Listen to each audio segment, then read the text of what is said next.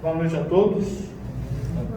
O Mestre amado Jesus possa nos envolver, hoje e sempre, e nos permitir, através da lição que nós hoje todos vamos ouvir do Evangelho de Jesus, o devido entendimento do quanto nós aqui estamos na vicissitude do mundo material, aprendendo a ser melhores na nossa condição moral e espiritual. A lição de hoje é a lição de número 170 e tem o título Domínio Espiritual. E traz então no Evangelho de João, capítulo 16, versículo 32, a seguinte questão: não estou só porque o Pai está comigo. Esse capítulo 16 do Evangelho de João, ele trata de quando Jesus estava se despedindo dos seus discípulos, porque estava próximo o momento em que ele estaria nos deixando no plano físico, para voltar ao Pai. Esse versículo 32 é o penúltimo. Eu vou ler aqui no Evangelho de João na Bíblia, esse e o próximo, porque é muito interessante para a gente poder entender de forma bem ampla aquilo que Emmanuel vem nos trazer sobre essa questão. Então aqui, no versículo 32, ele diz: eis que é chegada a hora, e já se aproxima, em que vos sereis dispersos, cada um para a sua parte, e me deixareis só. Mas não estou só, porque o Pai está comigo. Tendo-vos dito isto, para que em mim tenhais paz. No mundo tereis aflições, mas tende bom ânimo. Eu venci o mundo. Esse último é o versículo 33. É interessante porque quando Jesus aqui se despede e aconselha os seus discípulos, aqueles que estavam mais perto a ele, de como devem prosseguir a sua caminhada no mundo sem a sua presença física, ele diz que ele venceu o mundo e que, embora todos se dispersem, ele não estará só, porque o Pai está com ele. E é disso que trata a lição que Emmanuel nos traz. Ela tem o nome Domínio Espiritual, mas vai tratar dessa nossa condição de crer, de ter a convicção de que não estamos sós. Eu vou ler e depois a gente vai comentar. Nos transes aflitivos, a criatura demonstra sempre onde se localizam as forças exteriores que lhe subjugam a alma. Nas grandes horas de testemunho, no sofrimento ou na morte, os avarentos clamam pelas posses efêmeras, os arbitrários exigem a obediência, de que se julgam credores. Os supersentimentalistas reclamam o objeto de suas afeições. Jesus, todavia, no campo supremo das últimas horas terrestres, mostra-se absoluto, Senhor de si mesmo, ensinando-nos a sublime identificação com os propósitos do Pai, como o mais avançado recurso de domínio próprio. Ligado naturalmente às mais diversas forças, no dia do Calvário, não se prendeu a nenhuma delas. Atendia ao governo humano lealmente, mas Pilatos não o atemoriza. Respeitava a lei de Moisés, entretanto, Caifás não o impressiona. amava enternecidamente os discípulos, contudo, as razões afetivas não lhe dominam o coração. Cultivava com admirável devotamento o seu trabalho de instruir e socorrer, curar e consolar. No entretanto, a possibilidade de permanecer não lhe seduz o espírito. O ato de Judas não lhe arranca maldições. A ingratidão dos beneficiados não lhe provoca desespero. O pranto das mulheres de Jerusalém não lhe entibia o ânimo firme. O sarcasmo da multidão não lhe quebra o silêncio.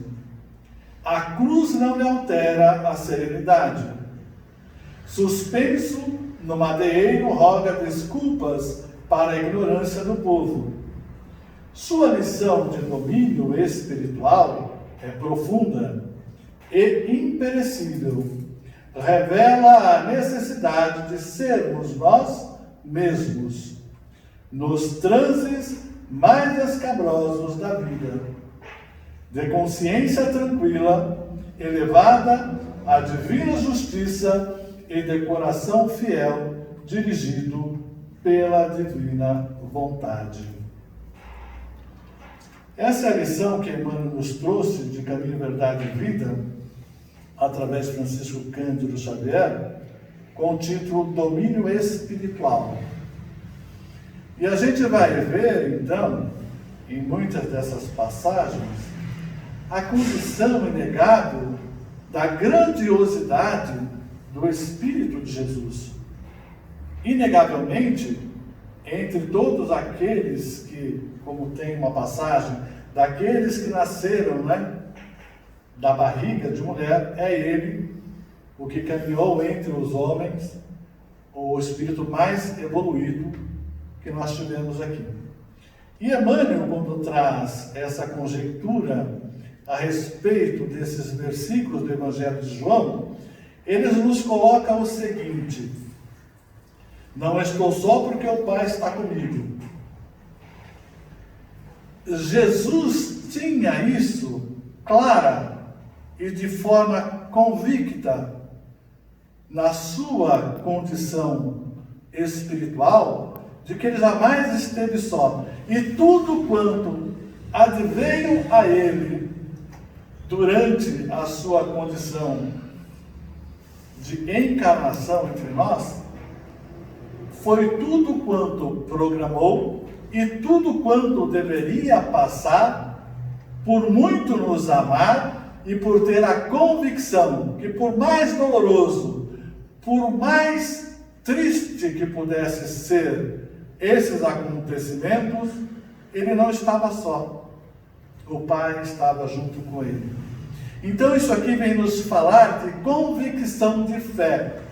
O domínio espiritual é você crer e acreditar que, embora todas as adversidades, todas as questões que nós vivenciamos na nossa existência, e muitas delas de forma triste, passando por grandes dificuldades de ordem moral, financeira, espiritual, nós nunca estamos sós, embora a gente, da maioria de nós, não tenhamos esta convicção que Jesus sempre teve e nos deixa como exemplo de fé.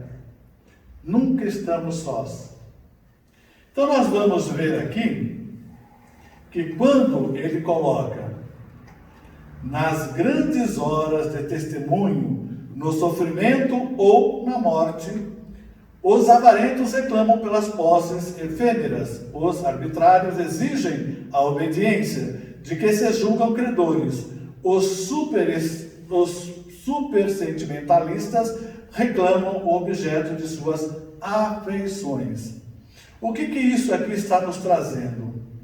Onde está o nosso coração?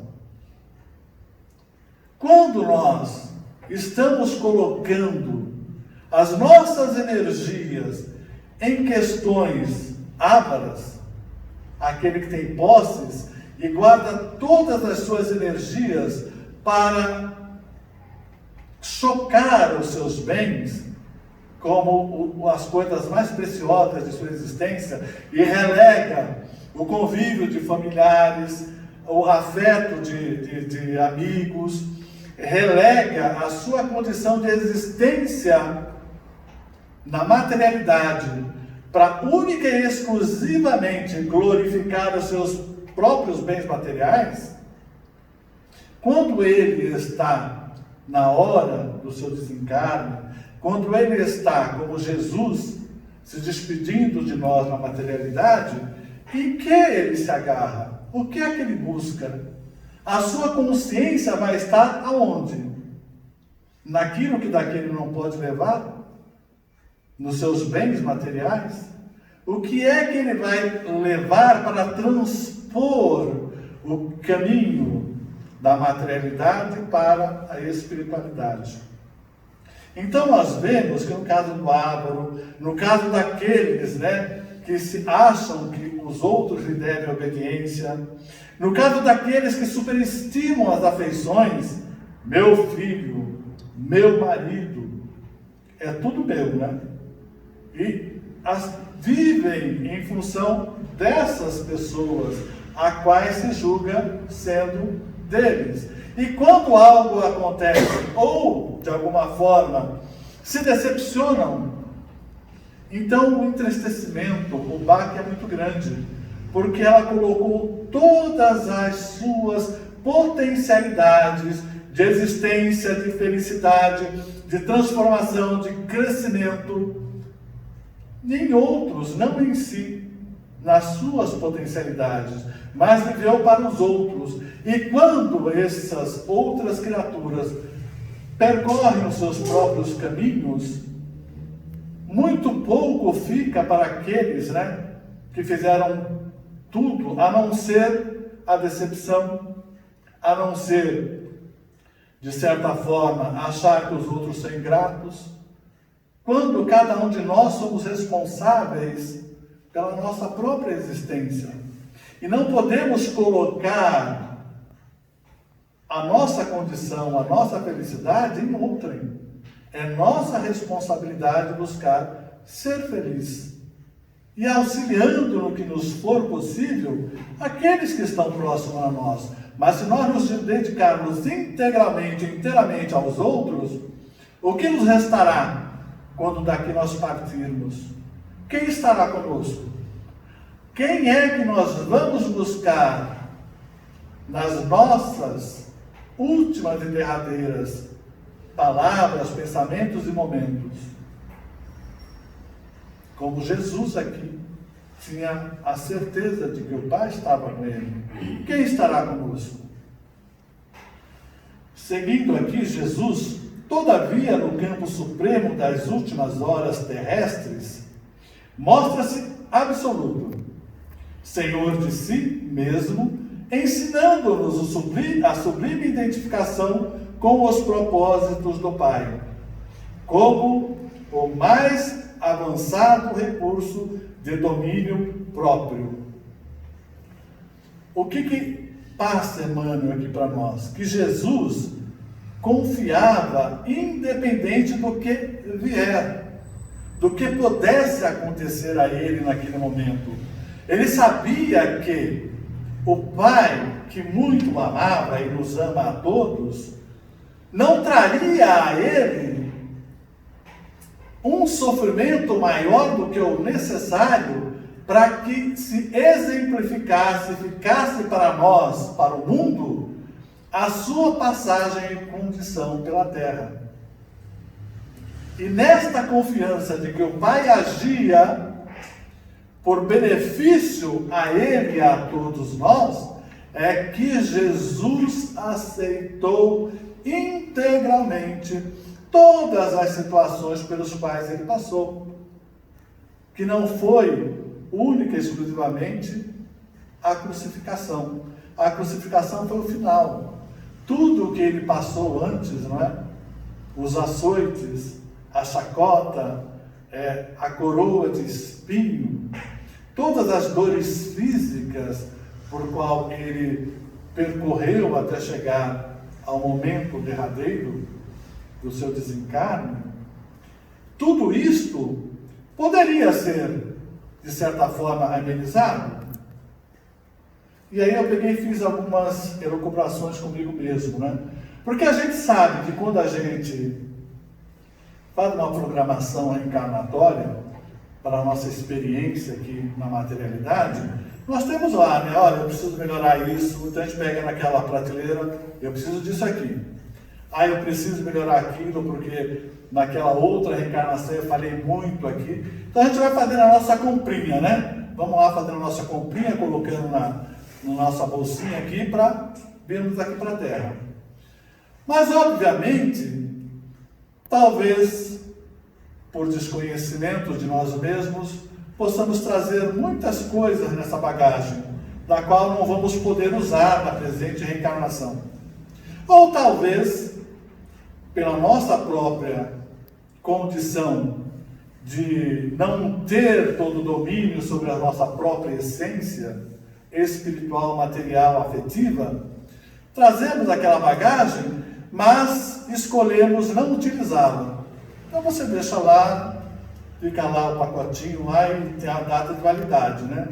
Até os 7 anos você vai passar por isso, até os 18 aquilo, você vai vivenciar isso aqui. Aí chega lá e fala, puxa vida, olha, a validade expirou. E agora?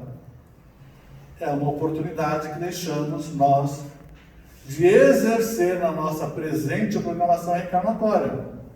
Ok? Tudo bem. Vamos ter outra oportunidade? Vamos. Mas de toda forma nós estamos protelando aquilo que programamos. Assim como também há aquelas questões em que a gente fala, olha, eu preciso disso daqui, mas não dá para mim agora, eu vou deixar para a minha próxima oportunidade reencarnatória. Mas, de alguma forma, as coisas encaminham aqui na materialidade, na nossa condição reencarnatória, que nós avançamos mais do que havíamos programado. Então, nós chegamos um pouquinho mais adiante. Como a gente vê em algumas informações, alguns romances, não é? Tipo, a pessoa tinha a programação de, num acidente, perder o braço, mas ela fez tantas coisas boas na sua caminhada, até chegar naquele momento em que sofreu um acidente, que foi amenizado. Em vez do braço, ela perdeu o dedo. Então, isso pode acontecer. Então, é por isso que fica aqui essa questão. Jesus poderia ter amenizado todos esses sofrimentos? Evidentemente que sim. Mas aí fica a questão, e se ele tivesse amenizado? Jesus então passou por tudo aquilo e tal, foi lá como os outros que estavam ao seu lado, simplesmente crucificado e acabou. Para nós outros, isso seria de tamanha envergadura como foi tudo isso que a ele aconteceu? Então não foi porque ele precisava passar por aquilo, mas porque nós precisávamos que ele, naquela condição, nos desse um exemplo de confiar no Pai, de que tudo que eles programaram estaria acontecendo, não porque ele tivesse que purgar alguma coisa na tua condição encarnatória aqui junto conosco, ele não precisava pagar nada, né? Mas para que nós tivéssemos este exemplo de que mesmo sendo uma pessoa acordada, correta, fazendo tudo de acordo com as leis de Moisés, as leis civis e as leis do Pai, mesmo assim, não fazendo mal a ninguém, passou por todo esse tormento. É para nos dar o exemplo que muitas vezes nós passamos por dificuldades e não é punição, ou não é porque nós não fizemos por não merecer essa questão ou outra, mas é porque nós tenhamos que passar por essas condições para que possamos dar o exemplo, não só a nós, mas aos outros que estão junto a nós, de que olha, eu sou uma pessoa boa, eu trabalho domingo a domingo, eu vou à igreja, eu vou ao centro, eu faço caridade, e mesmo assim estou passando por dificuldades. Então por que eu faço tudo isso? Porque eu confio na justiça do Pai, e de que eu não estou só, e que por todos os caminhos de provações por quais eu estou passando, Ele me sustenta, Ele me dá forças para seguir adiante, para não esmorecer, para não desistir, porque o Pai está comigo, assim como Jesus comigo está, porque foi o que Ele nos deixou, que Ele coloca para os seus discípulos, né? Que o Pai está com Ele e que após Ele estará junto aos seus discípulos, né? Não encarnado, mas em espírito, fortalecendo e dando a cada um condições para seguir na sua missão, de forma a chegar a bom termo. E é isso que todos nós fazemos aqui. Nós reencarnamos, temos uma programação aqui reencarnatória, vamos passar por isso, pela infância, pela juventude, pela maturidade, pela velhice, ou não, de acordo com a nossa programação, das necessidades daqueles que estão junto a nós. Mas em momento nenhum, nós estaremos sozinhos, nem que seja para, de certa forma, adiantarmos alguns dos itens, né, que está na nossa programação para encarnações futuras, ou até para que não façamos tudo quanto nós tenhamos programado, porque nós temos dado pelo Pai a ferramenta do livre-arbítrio. Então nós vemos que cada um de nós temos as nossas escolhas. Então não é porque hoje eu estou aqui, que eu vou até os meus últimos dias estando aqui. Estarei, se assim eu o desejar, porque o Pai não me abandona. Mas se eu resolver amanhã abrir mão de tudo, abandonar e ter outros caminhos, eu não estou proibido de fazer ou de buscar estes caminhos. Mas eu não posso fugir da responsabilidade de minhas escolhas. Posso bem escolher, mas não posso fugir às responsabilidades. E seguindo aqui mais um pouco, a gente vai ver, ligado naturalmente às mais diversas forças do dia do Calvário, não se prendeu a nenhuma delas. E aí eu fiz a pergunta, que forças foram essas do dia do Calvário?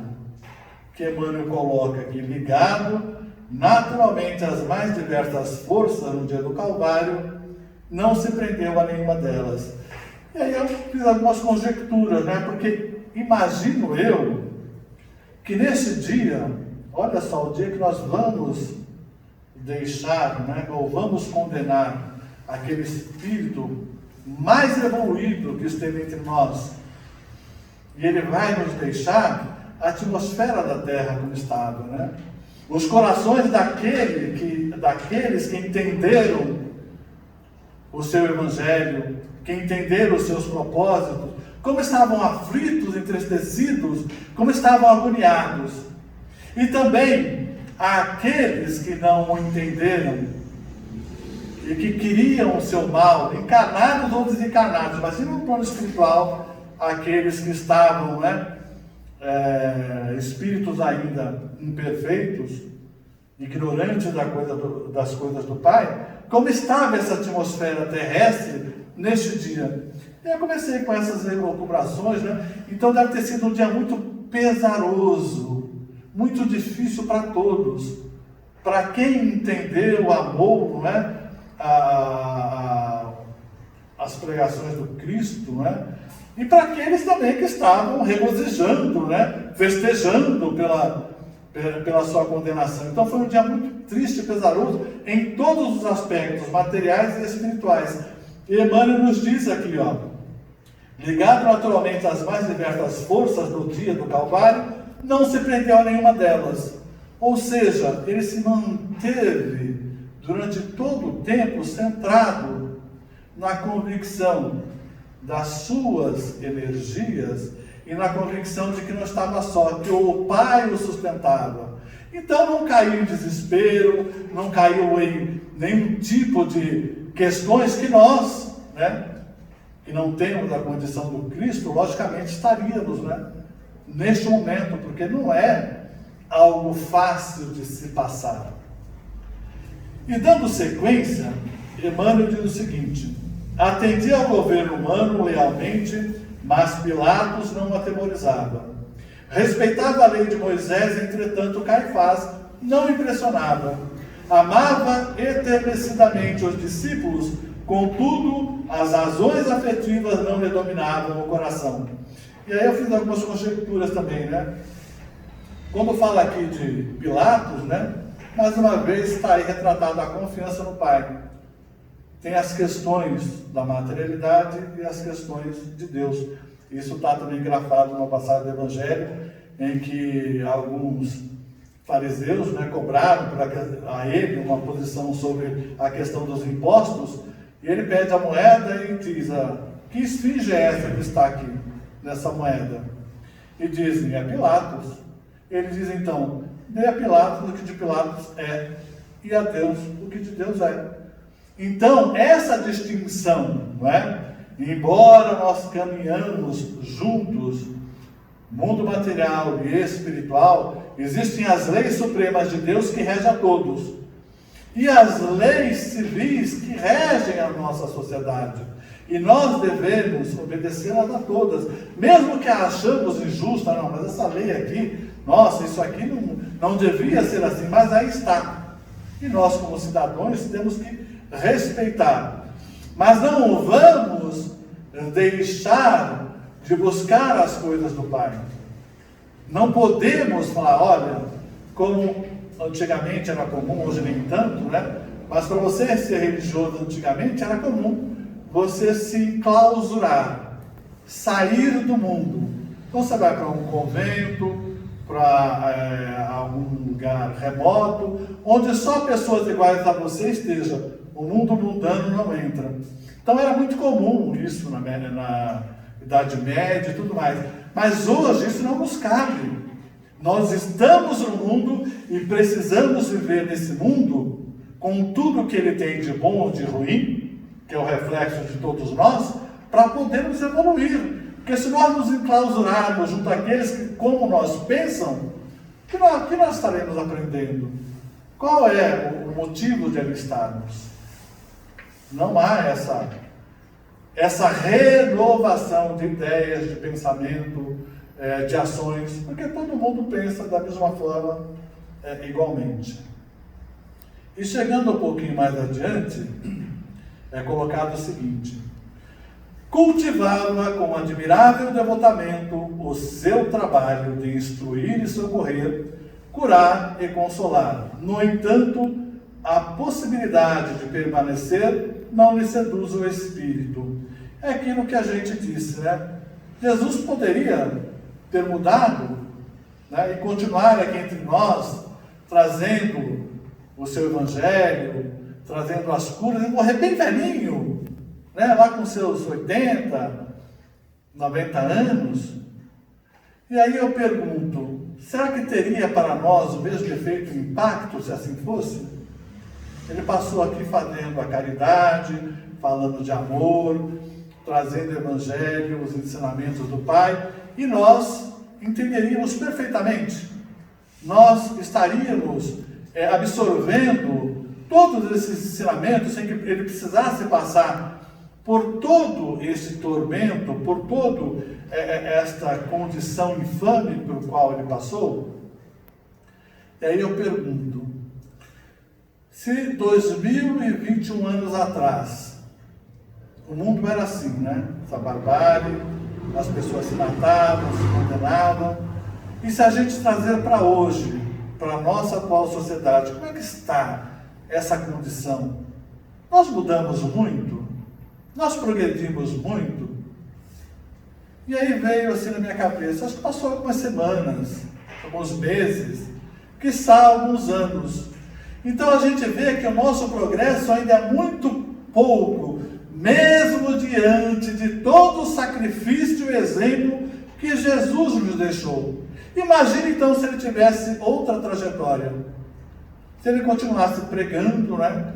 Fazendo o seu evangelho, fazendo caridade, curas, né? E morresse bem velhinho. Aí eu acho que nós estaríamos postergando ainda mais a nossa evolução, a condição do nosso planeta, de evoluir, né? Para outra condição, sair de provas e expiações. Então toda a programação que foi feita entre Jesus e Deus foi a justa programação daquilo que nós precisávamos que Ele o fizesse para que a gente pudesse evoluir e progredir. E mesmo assim, com tudo isso, o impacto que foi a tua passagem entre nós, aquilo que Ele nos deixou até hoje e nos dá a condição de progredir, de melhorarmos, não é? Tudo isso ainda nos faz ainda muito recalcitrantes, né? Evoluir tão pouco. Imagine se ele tivesse tido uma vida comum entre todos nós. Como é que nós estaríamos hoje? O ato de Judas não lhe arrancava maldições. A ingratidão dos beneficiados não lhe provocava desespero. O pranto das mulheres de Jerusalém não lhe entibia o ânimo firme.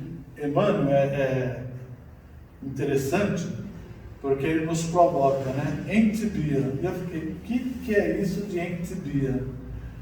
Parece tíbia, tem alguma coisa a ver com o osso, entibia. E aí a gente tem que, daí para frente, eu lia, mas não gravava, eu ficava no entibia, porque eu não conhecia a palavra. E depois até achei que, de uma forma não tão expressa como ele, a gente até usa muito o termo, né? Aí eu fui no dicionário, que nos auxilia sempre que a gente tem um desconhecimento de algo, o mesmo dicionário, que já não tem as páginas, né? Porque eu vi na tela do celular, mas tem a mesma objetividade de nos esclarecer algo do qual nós desconhecemos. E aí, entibia quer dizer tornar tíbio, frouxo, refrear o entusiasmo. Então aqui entibia o ânimo firme, ou seja, ele não desistiu, não se sentiu desestimulado, né? Perante ao pranto das mulheres de Jerusalém. Ele continuou firme nos seus propósitos.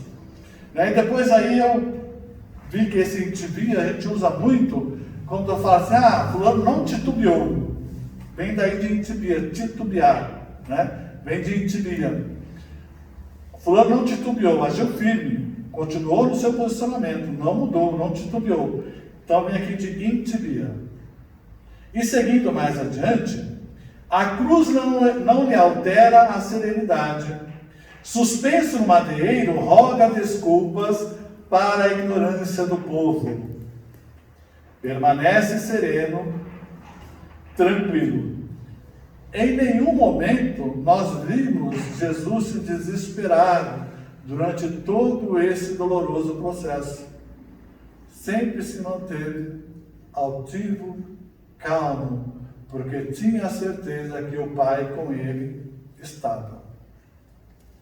Sua lição de domínio espiritual é profunda e imperecível. Revela a necessidade de sermos nós mesmos.